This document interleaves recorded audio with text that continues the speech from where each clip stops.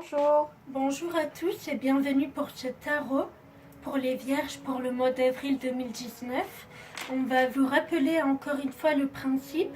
Nous mélangeons nos deux intuitions via le tarot psychique qu'on associe à chaque fois avec le tarot marseillais pour avoir une vision plus globale de votre mois.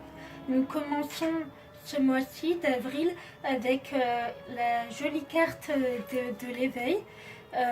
Qui nous parle du commencement de quelque chose, une ouverture à quelque chose de plus grand que soi. On prend conscience qu'on n'est pas qu'un être physique, mais aussi un être spirituel et qu'on est lié à quelque chose qui est plus grand que nous, qu'on est tous connectés. Il y a vraiment une grosse prise de conscience, une ouverture au monde qui est associée à la carte du soleil à l'envers. Alors, le soleil à l'envers, oui, on s'ouvre à quelque chose de plus lumineux pour nous, mais pas sans effort. Alors, ici, je pense plutôt, je ne sais pas pourquoi, à des contraintes matérielles qui fait que vous avez du mal à vous reconnecter à vous. Alors, je ne sais pas si par exemple ça peut être un manque d'argent pour faire ce que vous voulez, par exemple. Quelque chose qui vous empêche de vous épanouir dans cette prise de conscience.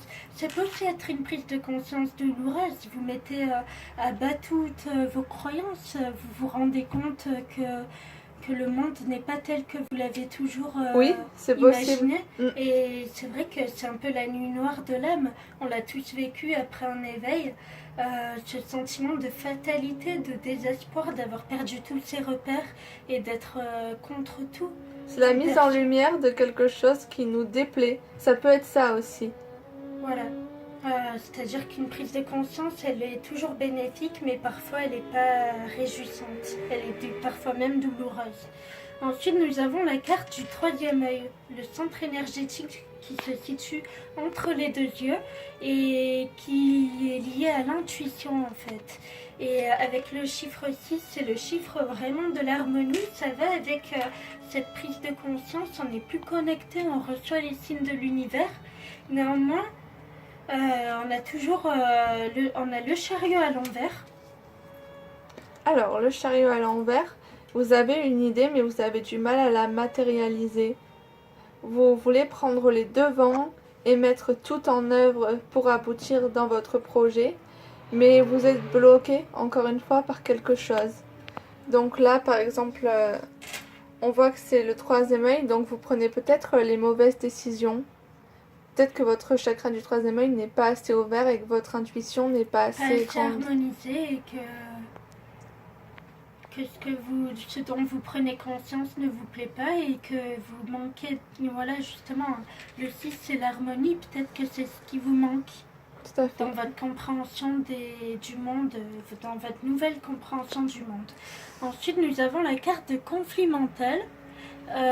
Qui dit que vos actions ne sont pas en accord avec vos pensées, votre système de valeurs. Et d'ailleurs, c'est pas étonnant s'il a changé, si votre perception a changé.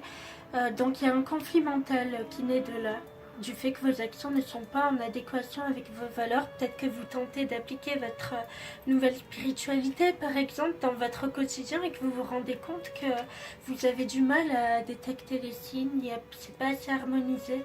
Donc ça fait créer un conflit mental. Cette carte est associée à l'impératrice à l'envers. Alors moi, je pense que le conflit mental vient d'un conflit avec quelqu'un extérieur, parce que l'impératrice à l'envers, c'est la carte de la mauvaise communication, des idées pas claires, donc vous avez du mal à vous faire comprendre par quelqu'un, ou vous avez du mal à comprendre quelqu'un. Le dialogue n'est plus du tout fluide avec une personne, et ça crée un déséquilibre en vous aussi. D'ailleurs, c'est cohérent puisqu'on a ici aussi dans le tarot psychique le chiffre 2 qui nous parle de dualité, donc de relation, que ce soit amicale, couple ou autre. Et donc, c'est cette relation qui va vous faire percevoir ce conflit interne.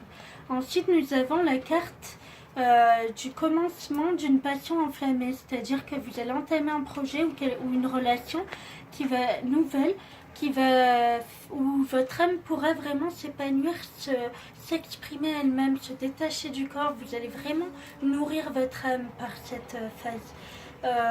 Cette phase qui est associée à la carte du diable à l'envers.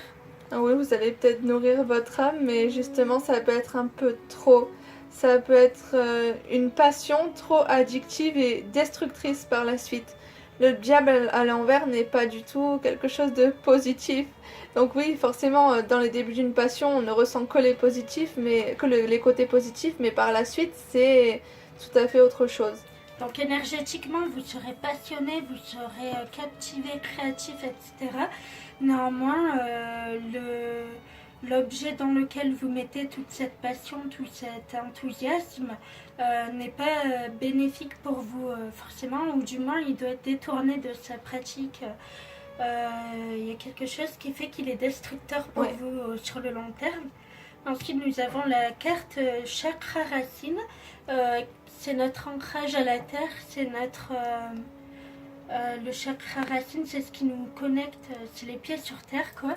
Et donc, on me parle de ce chakra. Cette carte est associée à la lune, qui va peut-être nous apporter quelques compréhensions supplémentaires plus grandes. Alors, si vous êtes relié à la terre, je dirais que vous allez prendre le temps de ressentir vos émotions, de faire une bonne introspection en fait. Ça ne parle pas vraiment d'un côté matériel associé à la lune. Mais vous allez, par exemple, vous allez laisser sortir vos émotions et laisser le temps de les comprendre. Vous allez commencer à vous analyser plus en profondeur en fait. C'est ça.